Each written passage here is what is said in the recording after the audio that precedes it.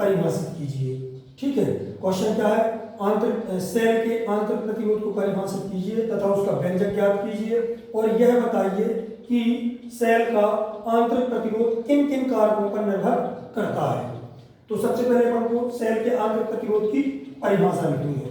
तो सेल का आंतरिक प्रतिरोध क्या होता है, सेलों के अंदर हमने एक पात्र लिया, ठीक है, उस पात्र में हमने क्या भर दिया, विद्युत अपघट्ट डाल दिया, विद्युत अपघट्ट में हमने 2 इलेक्ट्रोड रख दिए, इलेक्ट्रोड धातु के बने होते हैं, ठीक है, तो हमने विद्युत अपघट्ट में 2 इलेक्ट्रोड क्या कर दिया, आंशिक रूप से डुबा दिए। अब जैसे विद्युत अपघट्ट में तुम इलेक्ट्रोडों को डालोगे तो उनके बीच में विद्युत धारा प्रवाहित होगी, मतलब एक करंट फ्लो होगी दोनों इलेक्ट्रोडों के बीच में। तो दोनों इलेक्ट्रोडों के बीच में प्रवाहित होने वाली धारा के मार्ग में डाली गई रुकावट को हम क्या बोलते हैं, आंतरिक प्रतिरोध। और आंतरिक प्रतिरोध को हम कैसे प्रदर्शित करते हैं, स्मॉल आर से प्रदर्शित करते हैं। एक बार और सुनो, सेल में उपस्थित 2 इलेक्ट्रोडों के बीच में प्रवाहित होने वाली धारा के मार्ग में डाली गई रुकावट को हम आंतरिक प्रतिरोध कहते हैं। इसे हम स्मॉल आर से प्रदर्शित करते हैं। ठीक है, समझ में आ गई। तो आंतरिक प्रतिरोध की परिभाषा क्या हो गई, इलेक्ट्रोडों के बीच में प्रवाहित होने वाली धारा के मार्ग में डाली गई रुकावट को हम आंतरिक प्रतिरोध कहते हैं। इसे हम स्मॉल आर से प्रदर्शित करते हैं। ठीक है, तो ये तो हो गई इसकी परिभाषा। अब हमें क्या करना है, इसका व्यंजक ज्ञात करना है। तो सबसे पहले हम क्या मानेंगे, माना किसी सेल का विद्युत वाहक बल कैपिटल ई है। ठीक है, अपन विद्युत वाहक बल को क्या बोलते हैं, इलेक्ट्रोमोटिव फोर्स, और इलेक्ट्रो का पहला वर्ण क्या होता है, ई, इसीलिए हम विद्युत वाहक बल को कैपिटल ई से प्रदर्शित करते हैं। तो हमने क्या माना, अपन थ्योरी लिख रहे हैं, ये हमने माना कि किसी सेल का विद्युत वाहक बल क्या है, कैपिटल ई है, क्योंकि अपन को विद्युत वाहक बल वोल्ट में तो पता नहीं है कि कितना है, तो अपन ने उसको कितना मान लिया, कैपिटल ई मान लिया। तथा आंतरिक प्रतिरोध क्या है, स्मॉल आर है। आंतरिक प्रतिरोध को हम स्मॉल आर से दर्शाते ही हैं। तथा आंतरिक प्रतिरोध क्या है, स्मॉल आर है।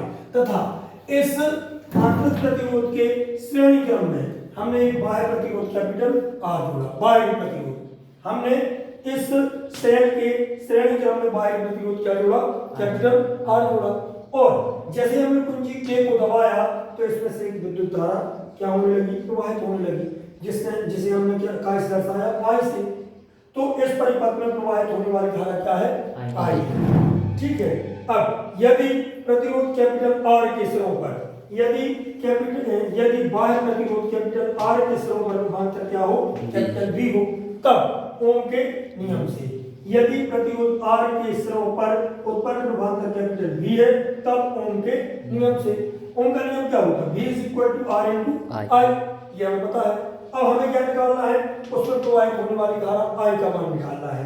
तो I का मान क्या निकलेगा, I = V/R, I = R गुणा में है I के, तो क्या चला जाएगा, इसके बटे में चला जाएगा। तो I का मान क्या निकलेगा, I = V/R निकलेगा। आई बात समझ में। अब यदि परिपथ का कुल विद्युत वाहक बल कैपिटल ई है, पूरे परिपथ का विद्युत वाहक बल हमने क्या ले लिया, कैपिटल ई ले लिया, तथा परिपथ का कुल प्रतिरोध क्या होगा, ये वाला प्रतिरोध और ये वाला प्रतिरोध, पूरे परिपथ का विद्युत वाहक बल हमने ई माना, तो पूरे परिपथ का कुल प्रतिरोध क्या होगा, R+R होगा, कैपिटल R+r होगा, क्योंकि दोनों प्रतिरोध कैसे हैं, श्रेणी क्रम में जुड़े हैं। और हमने प्रतिरोधों का श्रेणी क्रम संयोजन पढ़ा है। श्रेणी क्रम संयोजन में क्या होता है, R = R1 + R2 + R3 पढ़ा था हमने। ठीक है, तो ये दोनों प्रतिरोध काय में जुड़े हैं, श्रेणी क्रम में, तो दोनों प्रतिरोधों का कुल प्रतिरोध क्या हो जाएगा, R+R हो जाएगा। तो हमने परिपथ का कुल प्रतिरोध कितना लिया, R+R ले लिया। तब परिपथ में बहने वाली कुल धारा, कुल धारा, तो धारा का मान क्या होगा, वोल्टेज बटे प्रतिरोध। तो अपन ने वोल्टेज मतलब विद्युत वाहक बल कितना लिया, पूरे परिपथ का, कैपिटल ई लिया। तो यहाँ पे विद्युत धारा I बराबर परिपथ का कुल वोल्टेज बटे परिपथ का कुल प्रतिरोध आएगा। तो परिपथ का कुल वोल्टेज या विद्युत वाहक बल कितना लिया हमने, ई लिया, तो ई बटे मतलब पूरे परिपथ की कुल धारा निकाल रहे हैं हम, पूरे परिपथ की कुल धारा। I बराबर क्या आएगा, पूरे परिपथ का पूरा विद्युत वाहक बल बटे पूरे परिपथ का पूरा प्रतिरोध हमने लिख दिया, क्योंकि ओम का नियम यही होता है ना, V बटे R, तो V बटे R लिख दिया हमने। अब इसको मैंने समीकरण 1 दिया था, इसको मैंने समीकरण 2 दे दिया। अब समीकरण 1 और 2 से, समीकरण 1 और 2 से एक पक्ष बराबर है, तो ये अपने आप बराबर हो जाएगा, दोनों बराबर हो गए बराबर। हमें काय का मान चाहिए, हमें स्मॉल r का मान चाहिए, आंतरिक प्रतिरोध का मान चाहिए है, हमें सेल के आंतरिक प्रतिरोध का व्यंजक ज्ञात करना है, तो हमें छोटे r का मान चाहिए। तो यहाँ भी आपको ये E के बटे में A है और B के बटे में R है, तो ये इसके गुणा में जाएगा, ये इसके गुणा में जाएगा, तो इसको मैंने इसके गुणा में भेज दिया, इसको मैंने इसके गुणा में भेज दिया, B का अंतर मल्टीप्लाई कर दिया, इसका इसमें गुणा किया तो ये आया, इसका इसमें किया तो ये आया, ये अपना सेम रहेगा। आई बात समझ में? हमें काय का मान चाहिए, छोटे r का, तो इसको हम यहीं छोड़ देंगे, जिसका मान चाहिए उसको हम यहीं छोड़ देंगे, इसको मैंने यहीं छोड़ दिया, इसका उस पर पक्षांतर कर दिया, प्लस में था माइनस में चला गया। अब इसके बाद में भी r अपना सेम रहेगा, हमें तो छोटे r का मान चाहिए ना, यहाँ r है, यहाँ r है, r हमने कॉमन निकाल दिया, अंदर क्या बचा, e माइनस बी बचा।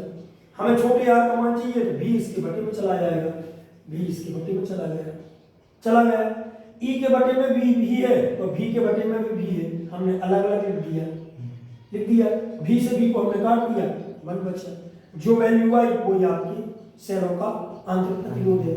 तो r बराबर r ब्रैकेट में e बटे b माइनस 1, ये सेल का आंतरिक प्रतिरोध है।